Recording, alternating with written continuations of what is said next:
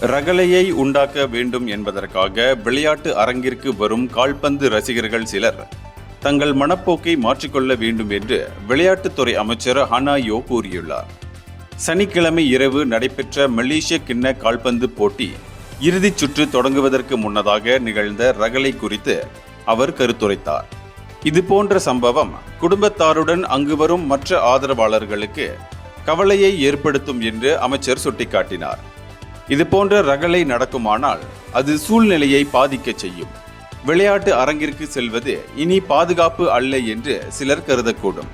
பாதுகாப்பை உறுதி செய்வது விளையாட்டாளர்கள், பயிற்றுனர்கள் ஆகியோரின் கடமை மட்டுமல்ல, ஆதரவாளர்களுக்கும் இந்த பொறுப்பு உள்ளது. ஆகவே ரகளை செய்வதற்காக வரக்கூடியவர்கள் தங்கள் மனப்போக்கை மாற்றிக்கொள்ள வேண்டும். ஏனெனில் அவ்வாறு செய்தால் அது கால்பந்து விளையாட்டுத் துறைக்குத்தான் இழப்பு என்று அவர் நேற்று 2025ஆம் ஆண்டு ரக்கான் மூடா மாநாட்டை நிறைவு செய்த பின் நிருபர்களிடம் பேசினார். இந்தியர்களின் இதய குரல் மக்களோசை.